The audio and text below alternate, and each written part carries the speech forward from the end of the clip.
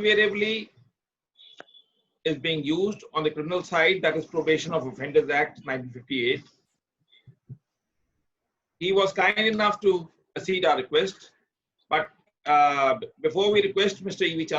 Chandra, we would like to highlight that today we have knowledge partners with Shobit University Meerut, and it's a recognized and a very established university in state of Uttar Pradesh. And today amongst the participants, it shows the knowledge that Mr. Chandru is known for.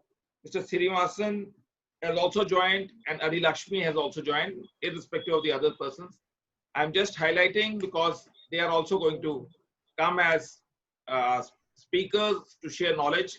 So much so, Mr. Srinivas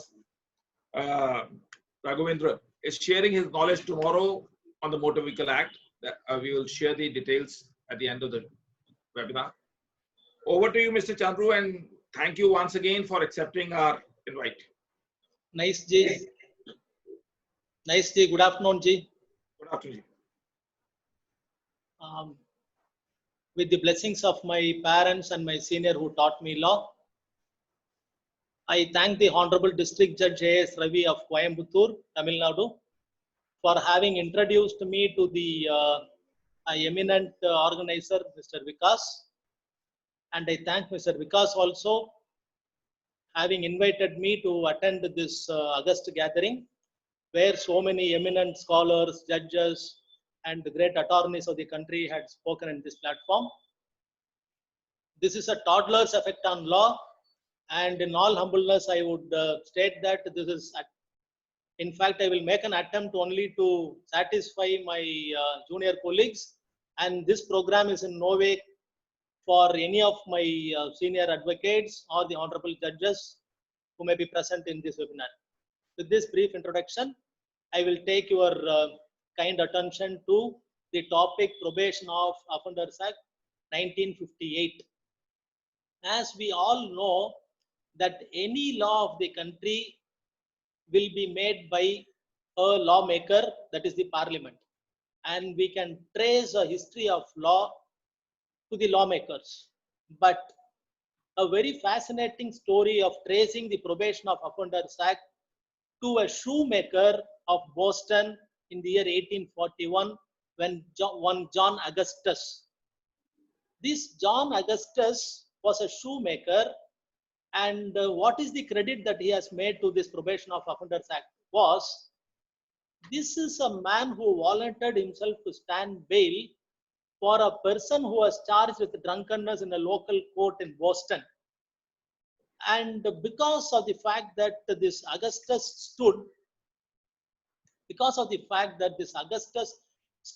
as a surety for this drunken offender, the drunken offender, out of gratitude, showed many signs of reform. And the Augustus became very happy on this, and it has become a normal habit of Mr. Augustus, a shoemaker, to accompany any man who was arraigned as an accused by the prosecution, and Augustus has made himself a habit of standing as a surety for him. And apart from standing as surety while giving bail, this man has started to rehabilitate and reform them also during their entire life system. And after the lifetime of this Augustus, one of his successors, Father Cook of Boston, also followed his footpath. And Father Cook was maintaining a diary of all the reformation and rehabilitations which these offenders are undergoing, because of the fact that Augustus and Boston were standing as sureties, and they were also standing shoulders to shoulders for these offenders, and they were constantly guiding them, supervising them in the process of reformation and rehabilitation. So as a result of the contribution of this Augustus and Boston, the whole United States of America became very fascinated, and the state of Massachusetts for the first time enacted a law on probation following the footprints or the blueprint of these two great human beings with ulterior souls. In the year 1878, Massachusetts enacted the first law. Okay. Now, having said so of a great man, I have to speak something about my own country, where from I hail. I am proud to be a citizen of this country. And the question will always come whether my land is bereft of all these measures.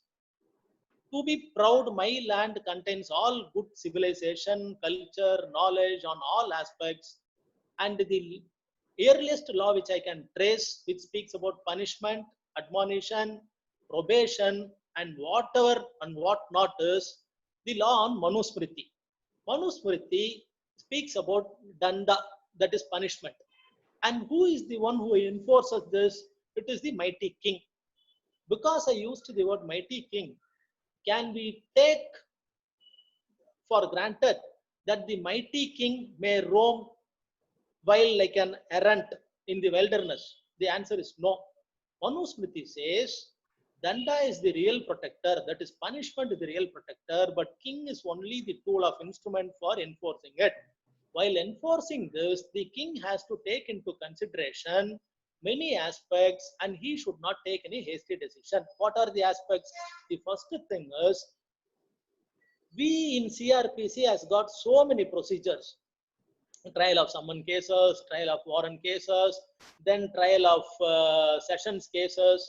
Like that, Manusmriti says a king has to give an opportunity of a searching inquiry for both the prosecution and the offender, that is the accused.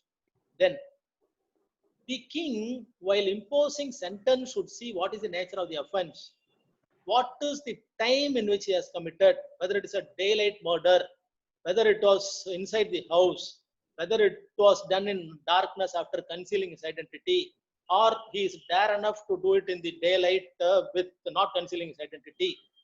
And where the place of offense, what is the place of offense, what is the ability of the offender to commit it, what is the motive of the offender. All these principles were enunciated very vividly and clearly, crystal clear in Manusmriti. And apart from Manusmriti, the Brahaspati, a great lawmaker, he has spoken specifically about imposition of punishment in Dandabada Vyavastha, and in that specifically rules of admonitions were also prescribed. Apart from Brahaspati, there is also Kautalya's Arthashastra, then Gautama in Dandaviveka, then Brihadaranyaka Smriti. All this speaks specifically about admonition and also probation. They say that a man need not be just thrown into jail. He has to be considered for the aspects of reformation also.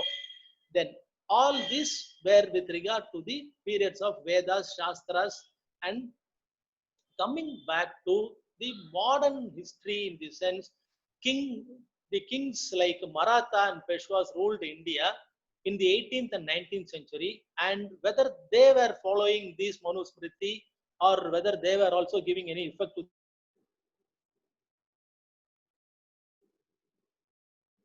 emphatic positive yes. These kings of modern Indian history also were practicing laws of probation.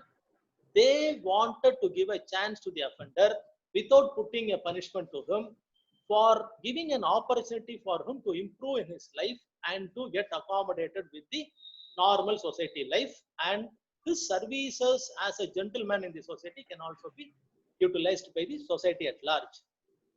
Then the Probation of Offenders Act, having spoken about the John Augustus, the real Probation of Offenders Act in 1958 has to be traced with the history of the probation in the Western law, because as we all are aware of the fact that we were ruled by the British people, and many laws of India were either Anglo-Saxonian laws, or it is based on French laws, or it is based on USA laws.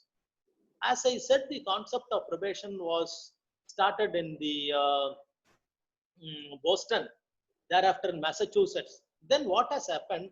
Around 1956, the whole of United States accepted probation as a law of rehabilitation, and in Illinois particularly, in 1899 it was enforced.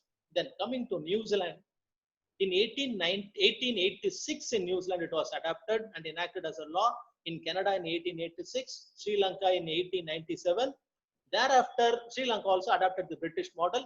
Then thereafter, Australia in 1901, then Denmark 1905, then South Africa 1906, United Kingdom 1907, Australia 1920, then thereafter Poland adopted in 1932, Switzerland in 1937, Japan in 1955.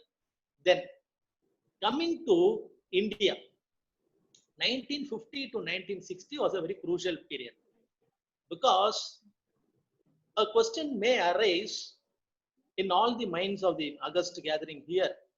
Prior to 1958, the coming of the Probation of Offenders Act, was there any other act in India to govern the laws of probation or admonition? The answer is an yes, because Criminal Procedure Code of 1889 also partly dealt with under section 562, the laws on probation. Thereafter, coming to 1923 Act of Criminal Procedure Code, section 561, subclass 1 also provided for dealing with probation of offenders. Digressing and going back, a small history, in the year 1934, in and around the year 1934 to 36, Madhya Pradesh, UP, that is UP means Bombay and Gujarat, and central provinces like Madhya Pradesh and Madras in 1936, they were following the Indian draft bill which were dealing with the laws on Probation of Offenders Act. Then from 1950 to 1960, what has happened is the government of India had sought for a technical help, requested a technical help from one Mr. Dr. W.C. Rekis. This Dr. W.C. Rekis was an eminent criminologist of United States of America. He came down to India and he was working on all the laws of probation. And he suggested a very valuable suggestion. Because of that, many youthful offenders' life were progressive, reformed, and were rehabilitated. This man, a great criminologist, he said the jail sentence should be a secondary sentence and probation should be given primary treatment by a civilized country. In the same year, 1952, another meeting was held. It is an all India meet of the Inspector Generals of Prison. And the committee, it is called as an All India Committee of Inspector of Generals Prison was convened. And they also had suggested that Probation of Offenders Act has to be considered over the jail, imprisoning a man in the jail. Then the present law, 1958 Act, is a contribution of Dr. Rekis and All India Inspector General of Prisons meeting.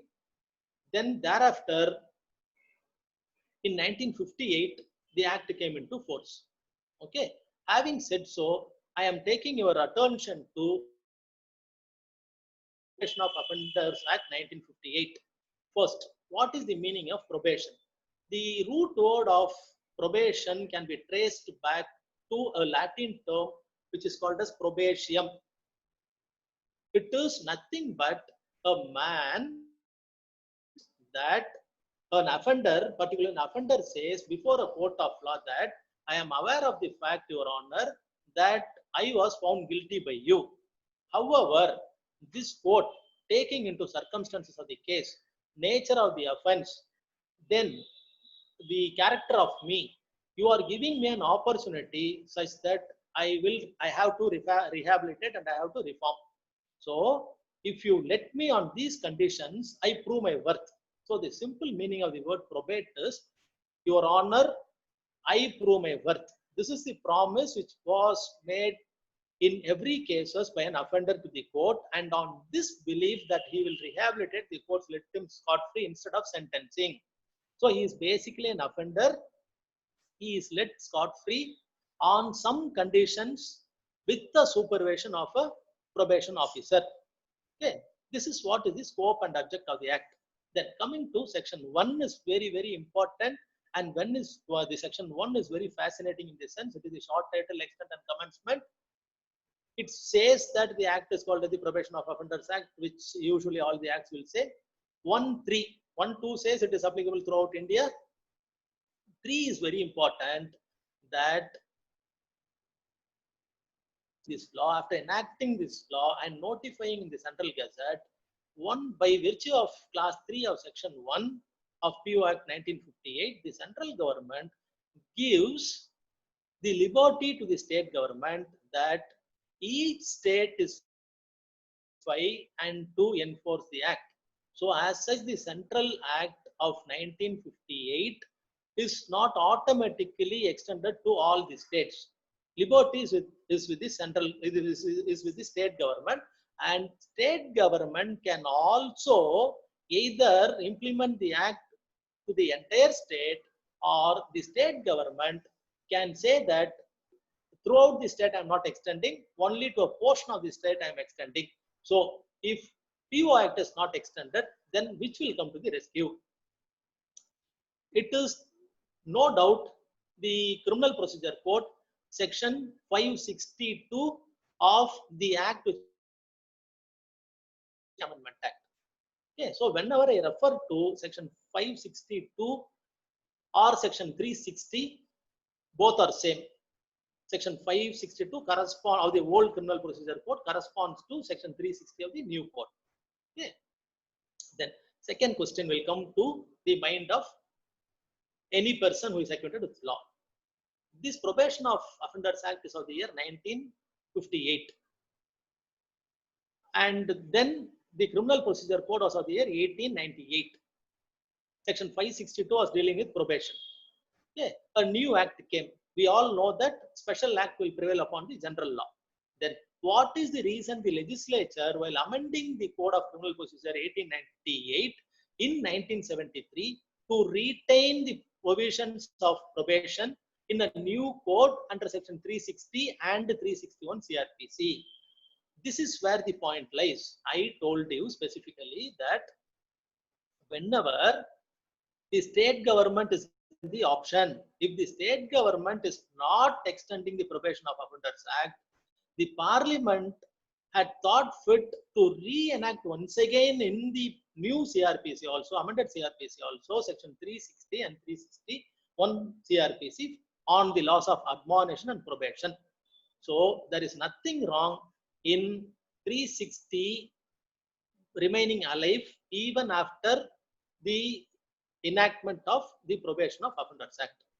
Having said so, next question is whether the Probation of Offenders Act and CRPC would be applicable, would both be applicable to a state. The answer should obviously no, in view of section 19 of the Probation of Offenders Act. So section 19 of the Probation of Offenders Act excludes the applicability of CRPC. It says, subject to the provisions of section 18, section 360 of the code shall cease to apply to the states or parts thereof in which the act is brought into force. So section 19 says, whenever the provisions of section, whenever the provisions of the act, or whenever the provisions of, whenever the act is notified and the act is given force in a state, in that particular state, 360 CRPC will cease to exist. This is section 19. Okay. Having understood about the application of section 360 and the application of the Probation of Offenders Act in a particular state, I will digress and take you to section by section for a few minutes. Then we will go to some judicial precedents. Okay. Then coming to section 3. 3 is very, very important. 2 speaks about definition, then 3 is very important in the sense, if you see section 360 CRPC, there will be a bar or a person who is under 21 is put to a greater benefit, and the person who is above 21 is given a lesser benefit for considerations on the aspect of admonition and probation. Now, Section 3 and 4, a cursory perusal of Section 3 and 4 of the Probation of Offenders Act would say that any person bereft of age, I am just talking in terms of age. Section 3 and Section 4 starts with the phrase when any person. It does not restrain your benefit with regard to age. 3 speaks about admonition, okay, for any person. And what is the bar here? The only bar is the person who was found guilty by the court should not have committed an offense punishable with imprisonment for more than 2 years or with fine. Okay, this is the first primary category. Section 3 speaks about admonition. So I am duty bound to explain you, having explained what is probation, I have to explain what is admonition also. Admonition is the honorable court, after finding guilty of an offender, the prosecution has proved the case beyond all reasonable doubt, and the court has found guilty of an offender. The court says, I am not sentencing. Instead of sentencing, the court is telling this man, I am giving you a reprimand or warning that you should not repeat it in the future. And we are releasing you scot-free without a probation also, without a supervision of a probation officer also, because taking into consideration that the offense for which you are found guilty, the punishment is not more than 2 years. This is the point number 1. 2, he has no previous conviction as against him. Then he is not a recidivist. That is, he is not a repeated offender. He is not a habitual offender. Then court also considers, the word used is may here, because nobody can compel the court to grant a relief of admonition. The court says, apart from seeing that is a first time offender, apart from seeing the quantum of punishment, the court also should see to that circumstances of the case. What are the circumstances of the case in which the offense was committed? Then what is the nature of the offense? Then what is the character of the offender? Assessing all this, the court thinks that considering all this, there are so many mitigating circumstances, this man need not be sentenced. So instead of sentencing, the court says, I am releasing you on admonition. Okay. Instead of releasing him on probation of good conduct. But what 4 speaks about? 4 speaks about probation of offender on good conduct. Here also age is immaterial. It starts with the word when any person. Next, found guilty. That is, a full-fledged trial has taken place. The prosecution has proved the guilt. Court has come to a conclusion that this man is an offender. He is convicted of the offense. But prior to conviction and within the period of sentencing, the court is invoking this act only with the aim of reforming this man and rehabilitate and put him in order in the society. Then this probation means, I have told you at the cost of repetition, it is the court says, hello my dear offender, I have seen the nature of the case, I have seen the character of you are a first time offender, so I thought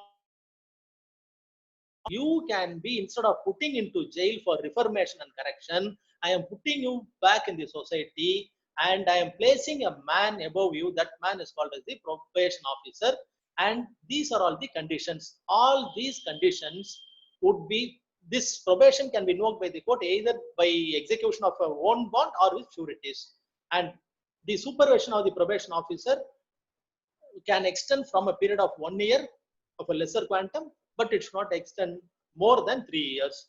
And court also, prior to invoking section 4, this probation of offenders benefit, court can also get itself satisfied. It is a mandatory provision.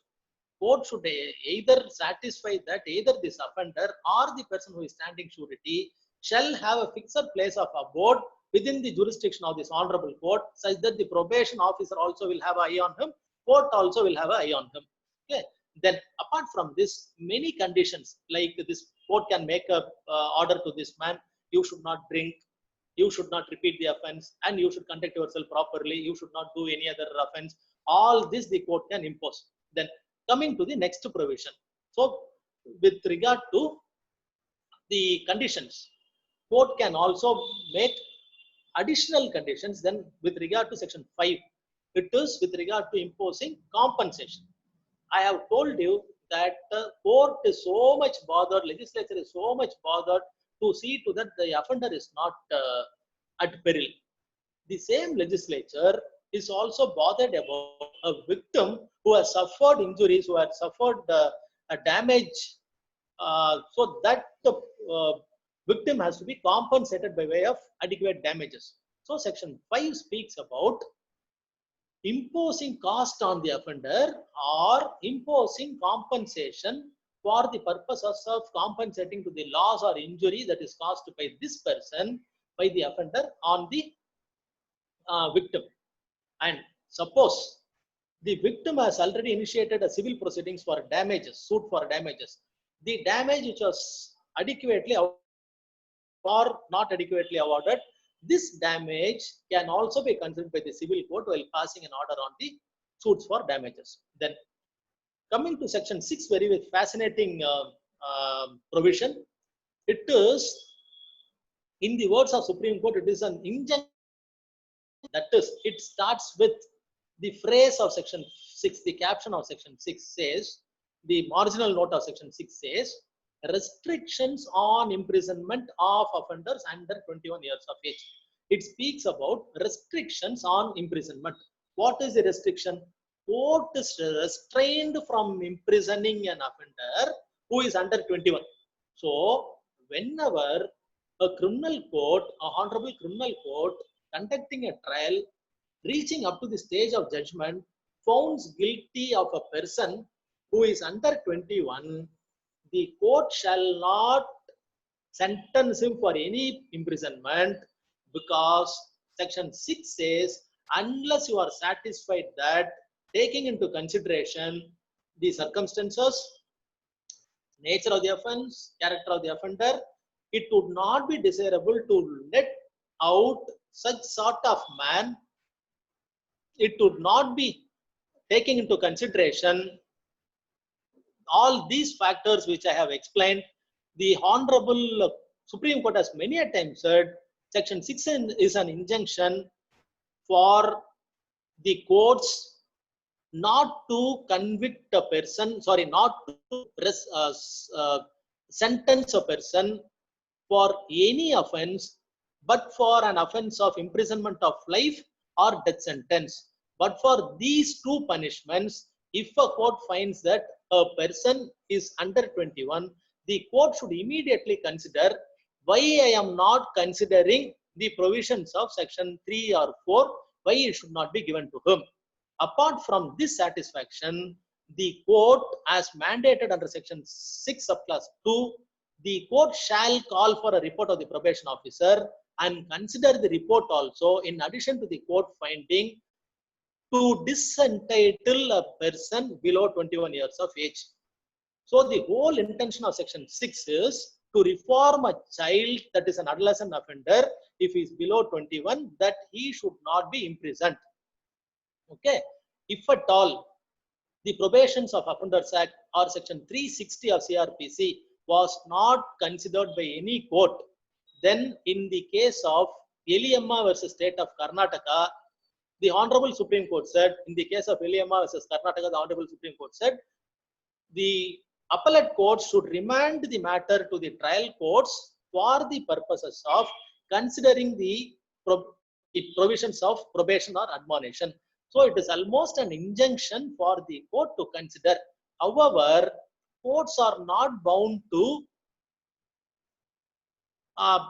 release a person on admonition, either on admonition or on probation, for flimsy reasons, because section 4 says a relief of admonition or probation may be granted. It is not must be granted. So we all should be aware of the fact that section 3 and 4 says court may consider granting of pardon by way of probation or admonition, taking into so many circumstances which I have dealt. So it is not a matter of right, but court should not restrain from discussing why this man is not entitled but court is entitled to discuss various issues stating that for these reasons, this person, this offender is not entitled.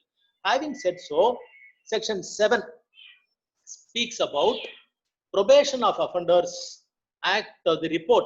I told section 6 mandates the court for call for a report of the probation officer. Okay, this probation officer is going to definitely give a report of the nature of the offender, attitudes of him, attributes of him.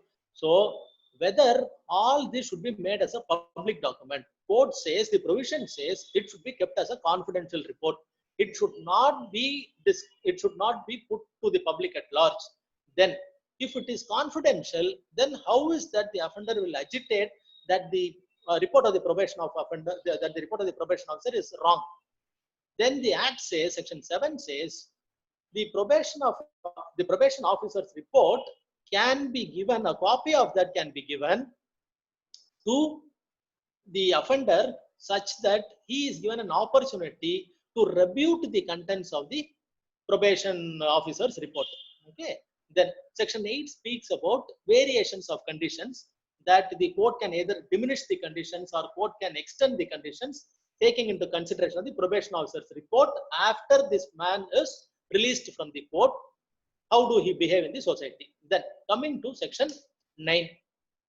Section 9 is very interesting in the sense, it speaks about if at all this offender, this adult offender who enjoyed the probation of the court goes astray without following the conditions, what will happen?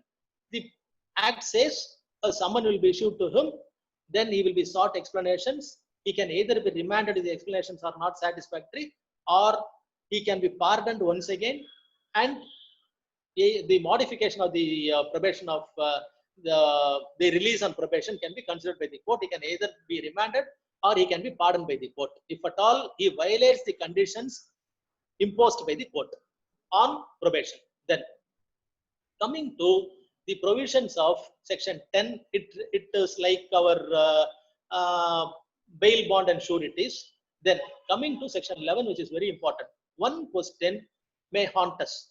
That is, I told you specifically that a court, convicting court, that is a court which finds that the offender, the person is an offender, the convicting court which finds that the accused is the offender and the person is under 21 years of age, then the benefit under section 6 can be given to him. Suppose in an illustrious case, you will think that the trial court has failed to appreciate the application of section 6. By the time I prefer an appeal to the High Court and the Supreme Court, I would have become section age 30 or 40 or whatever it is. Can I make a plea before the Honorable Supreme Court or the High Court at the age of 30 or 40 that I was not given a benefit of the PO Act by the trial court? The Supreme Court, in the case of Ramji Misra versus State of Bihar, 1963, a constitutional bench of the Supreme Court says, for examining the act of a person under the Juvenile Justice Act, what is very important? It is the date on which the commission of act took place.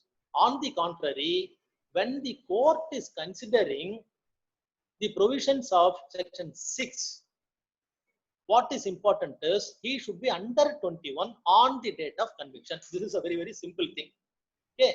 All other decisions of the courts against the Ramji Misra versus State of Bihar need not be considered because this judgment rules until date. The Honorable Supreme Court, once again, what has happened in Mazarullah versus State of Tamil Nadu, the Honorable Supreme Court, neither the prosecutor nor the defense counsel brought to the knowledge of the Honorable Supreme Court in Mazarullah's case the existence of the constitutional bench case in Ramji Misra. So what has happened in Mazarullah's case, the Honorable Supreme Court in the year 1982 has held that benefit of Offenders Act has to be given in case of offender under 21 on the date of commission and not on the date of conviction. This error was noted by the Honorable Supreme Court in Sudesh Kumar versus State of Uttarakhand 2008.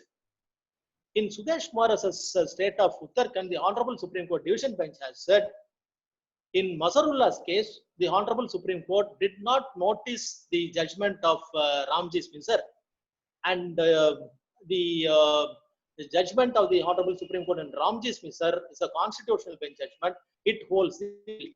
So all the honorable courts in India has to take note that whenever section 6 has to be invoked by the court, we have to see whether the person on the date of conviction is under 21.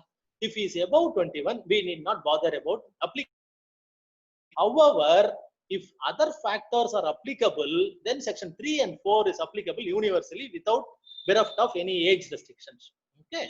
Then coming to, we have seen up to provision 11. Then 11, another one important thing. Complainant can agitate in the appeal. For example, I have assaulted a man with an iron rod, for example. Okay. And I act before the court that I am a very holy person and I have not done any wrong. I am the first time offender. I am of a very innocent age. My character is very good. Under these circumstances, I have done that. What is the court has also believed my version. Court granted me probation or admonition. Now, the offended party victim who is in silence, who is crying in silence, whether this victim can agitate on the question of grant of probation to the offender. The Honorable Supreme Court in the case of Prithviraj versus Kamlesh Kumar, I think it is a 2004 judgment, very beautiful judgment. His Lordship Justice Arjit Pasayat has beautifully dealt. In that case, it is a case where a person was implicated under section 307. However, he was convicted under 326. Now, the de facto complainant has approached the de facto appellate court stating that this person should not have been granted the benefits of the Probation of Offenders Act as per section 11(2) of the Probation of Offenders Act. The Honorable Supreme Court says any complainant, any victim for that matter, can tap the doors of the Honorable Court and agitate on the question of whether the grant of probation is reasonable or perverse. When such a de facto complainant has preferred an appeal under section 11(2) of the Probation of Offenders Act, the court has to see only those aspects, should deal only those aspects, and the court should not go into the aspect of whether the court should not see into the aspect of the propriety of the conviction, whether he should have been convicted under section 307 or whether he should have been convicted under section 326. Okay. Having said so, 11 of the Probation of Offenders Act, you can prefer an appeal also if you are a victim, and if you are a convict also, you can go to the appellate court and say, the Honorable Trial Court or the High Court has not granted me the benevolence of the Probation of Offenders Act, especially section 3, 4 or 6 or whatever it is. Okay. Then section said so about section 11. Section 12 of the Act is also another one. All these are very, very interesting. It is only 19 sections. I cannot afford to leave any section because each is fascinating in its own sphere. Section 12 speaks about removal of disqualification attaching to conviction. The only thing is, this provision of section 12 would be agitated, and still it is agitated in the field of labor law. You can see many cases where the employees on an agitated mood would have committed certain offense in the presence of the company. What will happen?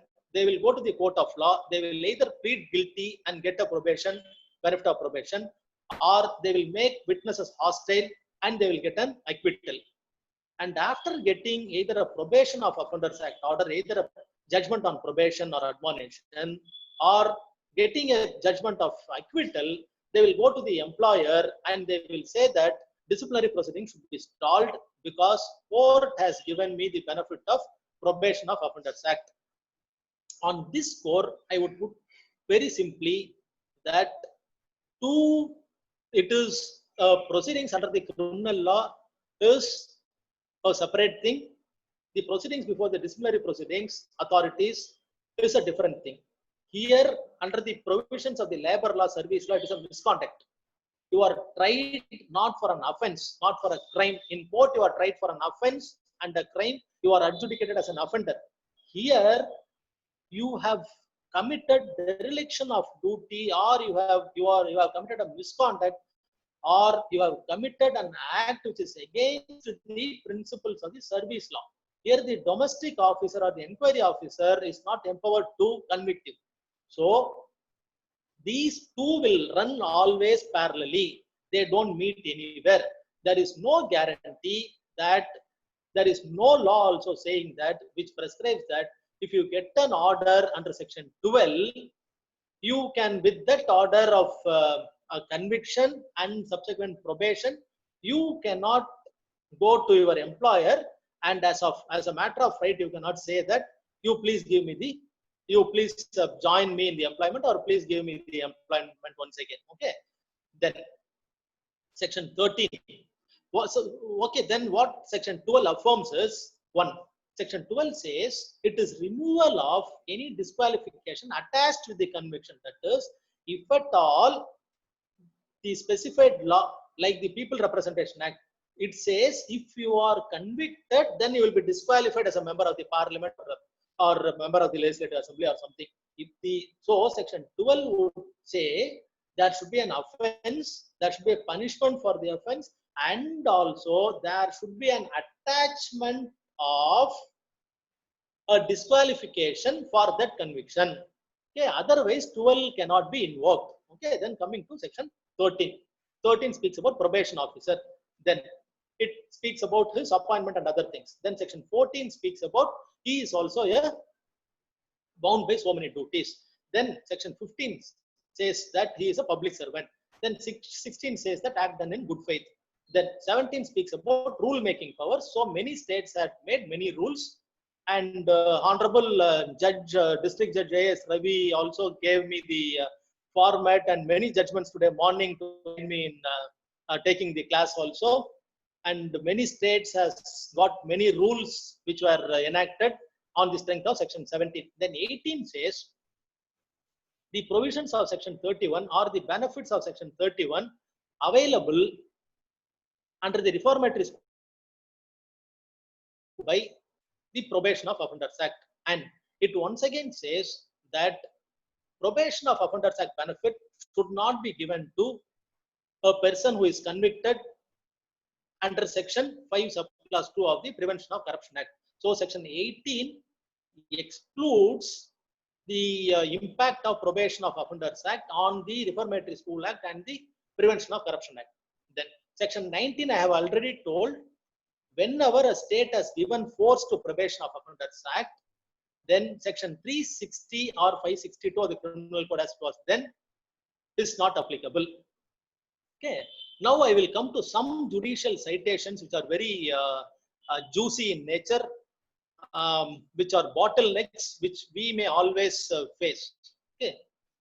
One interesting judgment by a judge whom I love so much. We can call him as a hero judge, or a man of spine, or a man who has stood himself at the cost of the Chief Justiceship, the lovable Justice Hansraj Khanna of the Honorable Supreme Court.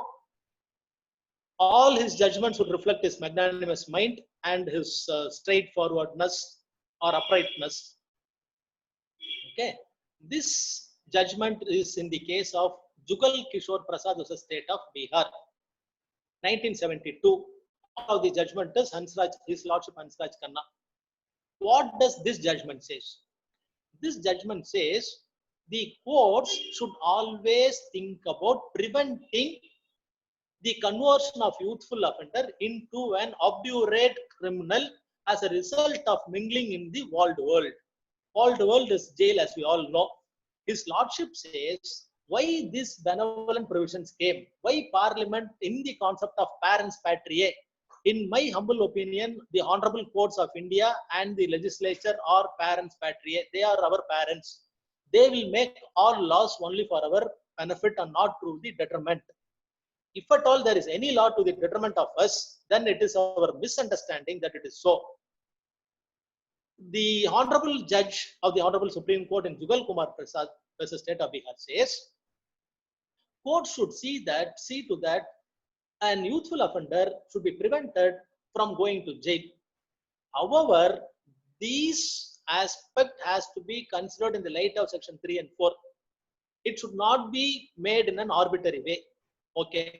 Can any person stand before a court of law which convicts him and can claim these benefits as a matter of right? Can you fight in the court stating that no, there is section 3 and 4 of the Probation of Offenders Act and you are not invoking? The Honorable Supreme Court in the matter of Commandant 20B and ITB versus Sanjay Binjola, it is a case of section 3 and 4 cannot be insisted by any person as a matter of right, and court has to consider the provisions of section 3, section 4 and section 6 in its own light. So what are the considerations that the court should see? You are not a first time offender. Okay, I am not a first time offender because I take a plea before the court. I am not a first time offender, my lord. I have done an offense. Previously also your lordship has exonerated me by granting a pardon under section 3 and 4. I say that the Honorable Supreme Court says grant of pardon under section 3 and 4 should also be construed as a previous offender. You will be construed as a previous offender, provided the court has already given you a benefit, because court does not want to aid a recidivist, a habitual offender. Court is the law and the courts are bothered only an innocent person, taking into consideration the character of him, nature of the offense and the circumstances of the case. Court feels this man has done because of this circumstance. There is no cold-bloodedness. There is no meticulous planning. He has done some offense and he is repenting. His attitude is remorseful. Probation of offenders, probation officer has also given a good report. Considering all this only, the court will invoke section 3, 4 and 6. You cannot as a matter of right say that even though I am not qualified in all these categories, my character is bad. I have done meticulously with cold-bloodedness. However, you should invoke the benefit of section 3 and 4 on me means the Honorable Supreme Court says in Commandant versus Sanjay Binjola case, no, nothing doing. It is for the court to decide. You can at the maximum plead, but you cannot insist it as a matter of right. Okay. Then at the outset of my speech, I was discussing something about section 360 CRPC, vice versa the Probation of Offenders Act. Okay. The Probation of Offenders Act, there are many judgments by the Honorable Supreme Court which says both can run together. 360 can be invoked parallelly along with Probation of Offenders Act. In my humble opinion and in view of the Honorable Supreme Court's judgment in Sanjay Dutt versus State of Maharashtra, it is a 1994 judgment. Sanjay Dutt versus State of Maharashtra. Then Chani versus State of UP. It is a judgment of the year 2006. Then Gautaman alias Babu versus the Superintendent of Prisons, 1999 of Madras High Court. It is a 5 judges bench of the Honorable Madras High Court. Then State through SP, New Delhi versus Ratanlal Arora, 2004. All these Catina judgments, they all in unison say that in view of section 19 of the Probation of Offenders Act, because of the exclusion clause of section 360 of CRPC, both cannot run parallelly. Okay. However, in the case of Duru Kumar versus the State of Maharashtra, the Honorable Supreme Court Division Bench in 2017 has laid down that Section 360 CRPC and the benefits of PU Act 1958 should be granted to an accused. Okay, then another one latest case is Lakhan Lal alias Lakhan Singh as a state of MP. It is a judgment of His Lordship Justice Sanjay Kishan Kaul, 2019 judgment, where also the Honorable Supreme Court has said the benefit of Section 360 CRPC and the benefits laid down under Section 19 of CRPC, sorry, the Probation of Offenders Act, can run together. However, in all humbleness, I would say that all the judgments which I have referred aforesaid, from starting from Sanjay Dutt to the state of SP versus Delhi SP, then the case law of Lakhan Paul alias Lakhan Singh case, all these are coordinate bench judgments. So, in my humble view, the Honorable Supreme Court would definitely this proposition or this bottleneck of whether Probation of Offenders Act and CRPC will run parallelly in a state where Probation of Offenders Act was given into force. Okay, I told you, if at all Probation of Offenders Act is enacted in a particular state and notified in view of Section 19 of the Probation of Offenders Act, 360 should become odious. It will not apply. This was the law laid down by the Honorable Supreme Court right from 1994 in Sanjay Dutt case, Chani Lal's and Chani was the state of UP, and all other cases which I have referred now. However, in Guru Kumar case and Lakhan Lal case, in Guru Kumar case, what has happened? Both sides, that is the prosecution and the defense, have not, it is a very precise judgment of the Honorable Supreme Court. Both sides have failed in their duty to apprise the Honorable Supreme Court of the earlier judgments where their lordships of the Honorable Supreme Court said, no, both cannot run parallelly. Particularly when a state has enforced the Probation of Offenders Act, then 360 should become silent. In all my humbleness, it was the prosecution and the defense has failed in their duty to apprise the Honorable Supreme Court to enlighten the Supreme Court on the availability of Section 19. Then, in Lakhan Pal's case also, even though the judgment in the case of Sanjay Dutt and Chani Lal was discussed, Section 19 was not Section 19 was not brought to the knowledge of the Honorable Supreme Court, which specifically has excluded.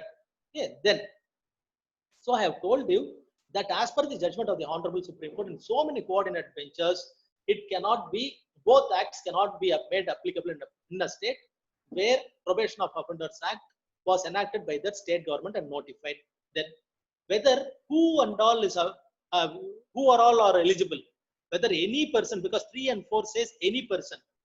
3 at least had made a margin of punishment that if you are convicted of an offense for which the punishable is not more than 2 years, then you can be admonished.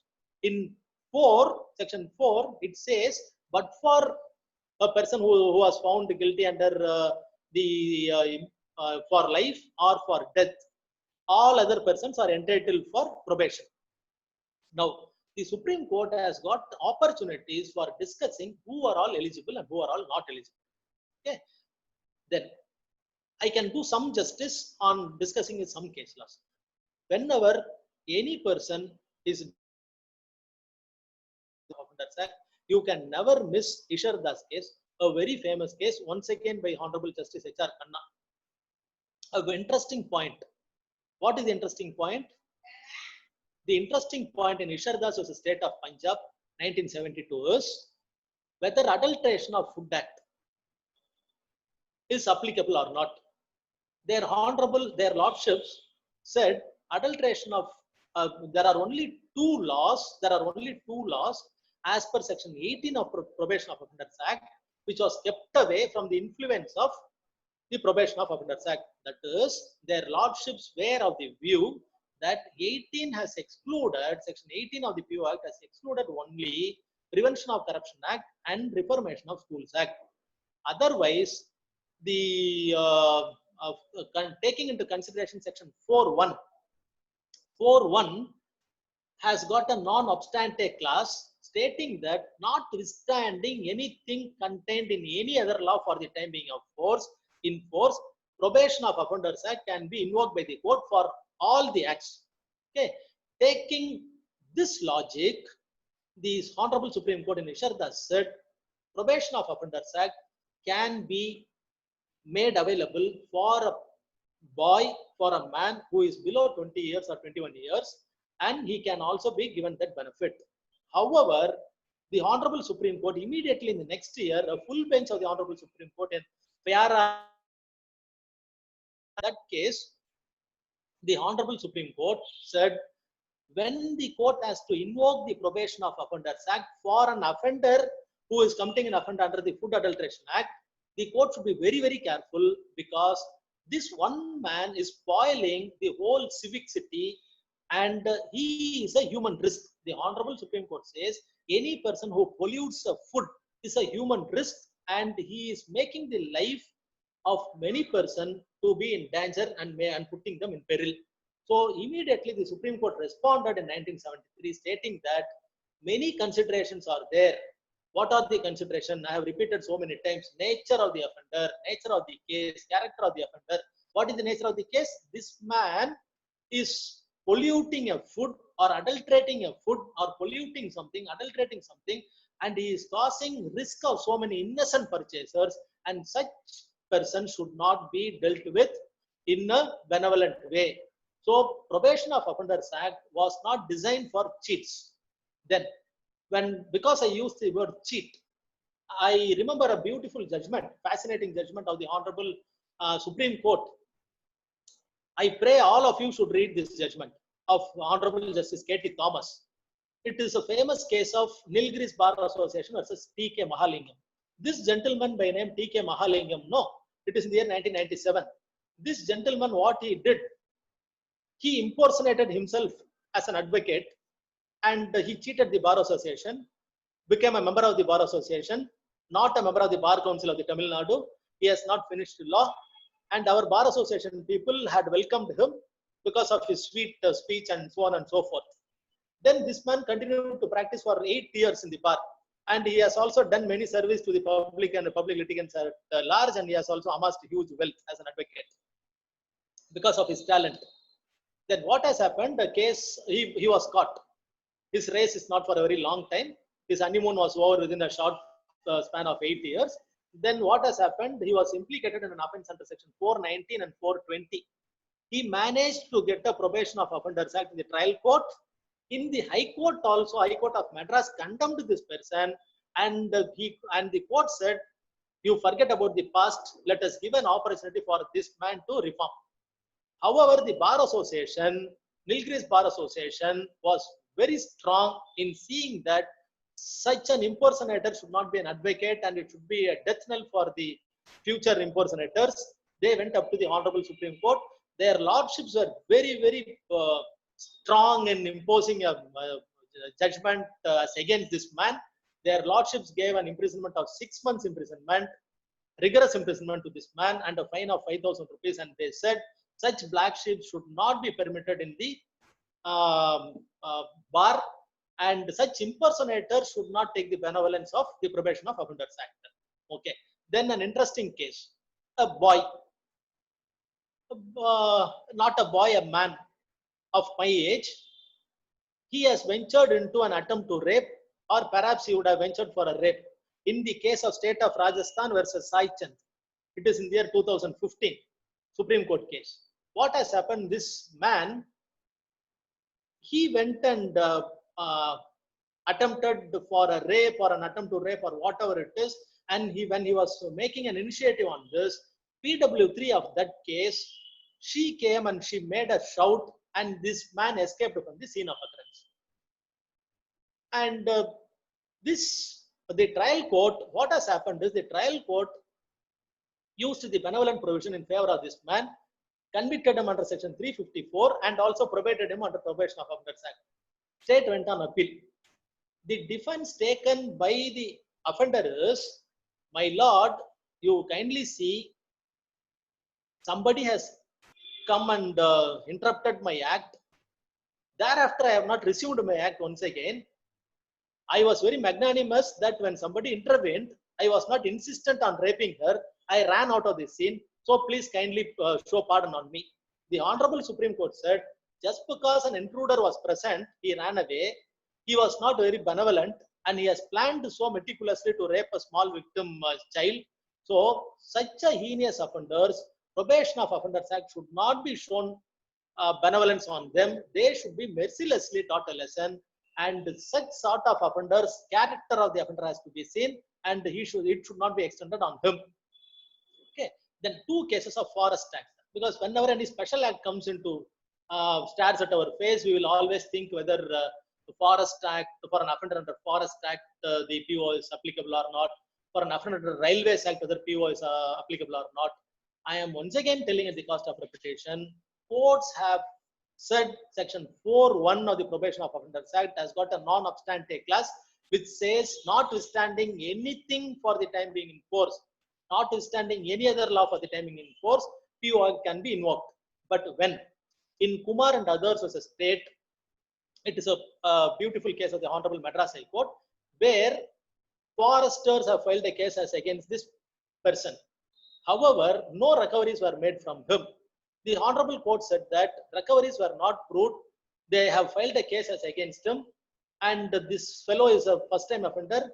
He has got a good character. There is no previous bad character on him. He is not an offender. He is not a repeat recidivist. So the court said, in these circumstances, the Probation of Offenders Act benefit can be given to an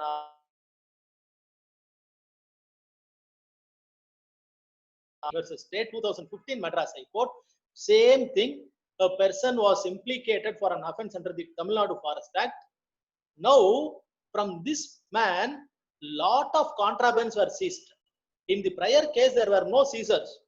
Here, in this case, there are a lot of contrabands. This man was possessing a lot of forest wood. When the High Court was pleaded by the counsel for the defense that in previous cases where the convicts were given benefit in cases of Forest Act under the probation, the Honorable High Court said it is not that Probation of Offenders Act is not applicable to Forest Act. However, we should see what is the nature of offense, what is the quantity of the contraband items. All this has to be taken into consideration, and the Honorable Supreme Court in this Govindaswamy's case said that Probation of Offenders Act is not applicable for an offender under the Forest Act when seized articles were contraband, and he has no reason to have all this when these properties belongs to government. Okay. Then coming to railways, the applicability of Railway Act for the applicability of Probation of Offenders Act on railways.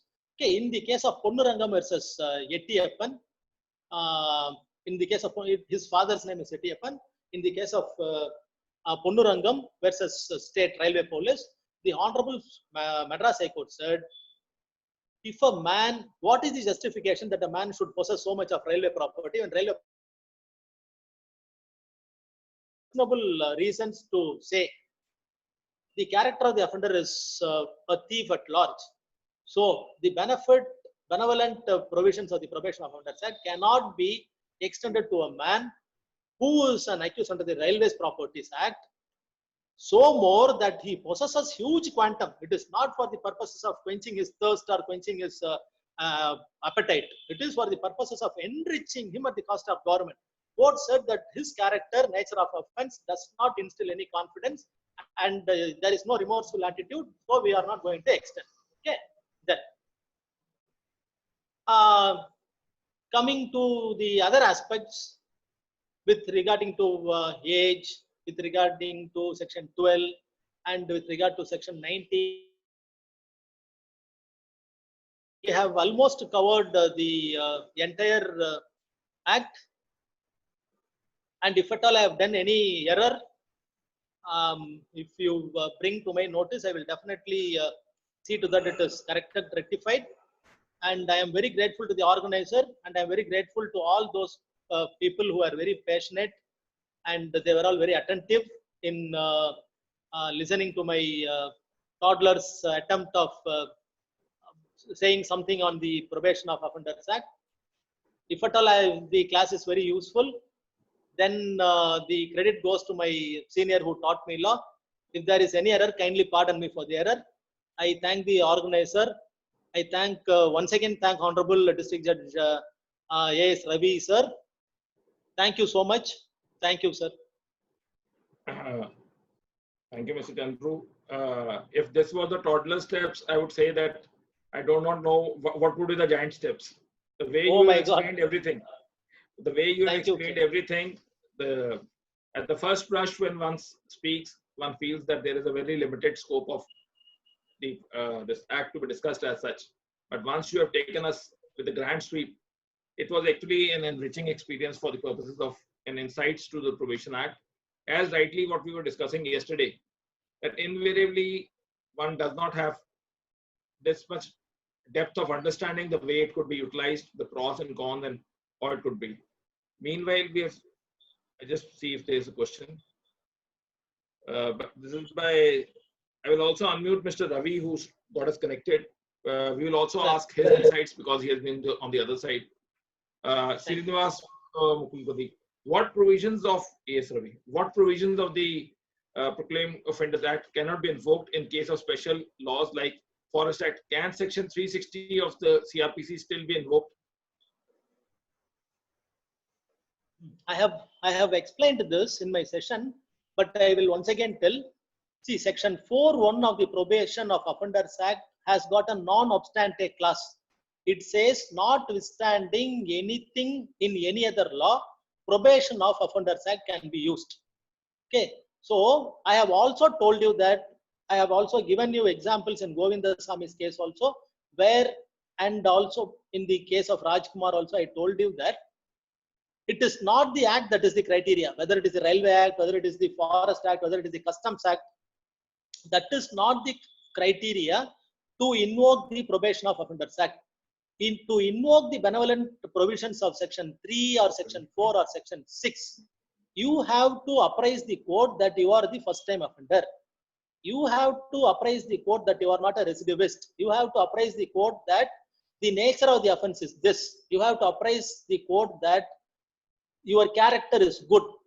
Taking into consideration all this, the court has got all powers under section 4 subclass 1 to invoke the Probation of Offenders Act, even if it is in a food adulteration case, even if it is in a forest case, even if it is in a railways case or any other case, but for Prevention of Corruption Act, because of a bar under section 18.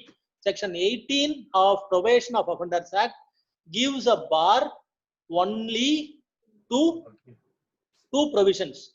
That is section 31 of the Reformatory of Schools Act and section 5(2) of the Prevention of Corruption Act. Apart from that, I have told you specifically that Ishardas was a state of Punjab 1972, followed by Parilal's case also. The Honorable Supreme Court said we should see the nature of offense and not the act. Okay, sir. Can it be invoked in the appellate court? This is one question which I have received at the on the WhatsApp. Can this power be exercised while the matter is pending in an appellate stage? In an appellate stage, section 11, sir. Yes. Section 11, I told you, it is in the case of Ramji Misar versus State of Bihar, 1963 Supreme Court Constitutional Bench, where they have stated categorically that section 6 or section 3 or section 4 or whatever it is can be used in the appellate stage. I will just say what the Supreme Court has said. Supreme Court has said that whenever an order is passed, whenever a person is agitating his right before the appellate court, the Honorable Supreme Court says the trial court should have done that, but it has wrongly done. We are undoing that wrong. We are giving a correct judgment, even though the accused is of the year 30 today. But he should have got that benefit under section 6 of the Probation of Offenders Act when he was under 21 in the trial court. The Honorable Supreme Court and Ramji Misar's State of Bihar says, the Constitutional Bench, it says, when an appeal court passes an order, when the Supreme Court passes an order, which the trial court should have passed, the date of passing of order of the appellate court should be construed as the date of passing of order of the trial court, and the benefit of the Probation of Offenders Act will apply to him even if he is age barred when he is seeking for such a relief under the appellate court. And I have also spoken about the Kamalesh case also, where complainant also has got a right before the appellate court. So you can, if at all you have not agitated your right before the honorable trial courts, or the trial courts has failed to give any benefit on these two circumstances, as per section 11 of the Probation of Offenders Act, as stated in Ramji Visar case and also in Kamalesh's case, as stated by me in the course of lecture, in both the case, both the parties has got a right to approach the appellate courts. Okay, sir. Another would be that since you have been given so many judgments, could you ask your associate to share that, because we have a WhatsApp group, we can share all these Yes, judgments sir. on that. Certainly, sir. Yes, sir. And let me see. Vikas ji, good evening. Mr. Ravi, who was the connecting Yes. point. Yes, Mr. Vikas Ravi, ji, could you show good your evening. video? Good evening. That becomes better. One point Chandru sir has to, I think he has to Yeah, add section 304, whether it is applicable. Section 304A of 304A cases. yes, I have posted a citation in the chat box. Yes, Singaya. In respect of 304A IPC, Supreme Court said no. No, Ngaya. Yes, no, sir. Yes, if the punishment Dalbir is for Singh, imprisonment of, Dalbir Singh versus State of Haryana. yes, sir, yeah. The honorable district judge is right. Section 4 of the Probation of Offenders Act says, and section 6 also says, Probation of Offenders Act benefits cannot be given to the person for whom a punishment of imprisonment of life or death is imposed. But for those two, anybody else or everybody can plead before the court that I am entitled to on the other circumstances which you have elaborated on section 3, 4 and 6. Thank you, Ngaya, so much. Yes, sir, correct, right, sir. I am privileged, Ngaya.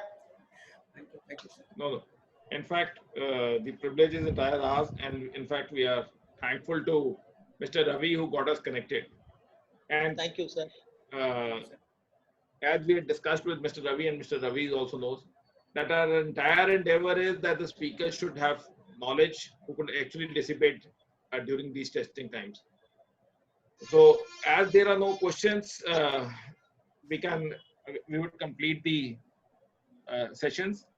Tomorrow, in this endeavor of our dissipating the knowledge, we would be having the topic is liability of insurers, the road explored under the Motor Vehicle Act by Mr. S. Srinivas Raghavan, who is an advocate from Madurai, and he also runs the chambers under the name of SSR, and his already YouTube's videos and on a lot of webinars are already hit. So do stay connected tomorrow at 4 p.m. again, and we are quite sure that the topic as usual would be insightful. And again, we are thankful to Mr. Chandru who has given the insights. It was an enriching session, and we are quite, in fact, blessed to have a full of session of knowledge. And again, the request to your associate would be to share the judgment so that we can post it on the group.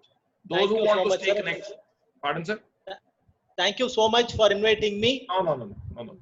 And I thank Mr. Ravi sir also, and my advance congratulations to Srinivasa Raghavan sir also, who is a learned luminaire. And I congratulate everybody, sir, for having thanked me also. Thank you, sir. Excellent lecture, sir. Chandru sir. Excellent lecture. Thank you so much, sir. Thank you so much, Ingaya. Thank you. So, as earlier said, on behalf of Shobit University and Beyond Law CLC, we're all thankful that you have given the insights. And to all the participants who have watched us on this platform as well as on FadeTube, stay blessed, stay connected. For more insights of the webinars, and those who want to stay connected with us can subscribe our channel of Beyond Law CLC, and also stay connected with the WhatsApp number which we have shared on the platform. for the updates on the webinars conducted by Beyond Law CLC. Everyone stay safe and stay healthy. Thank you. Thank you. Thank you, sir.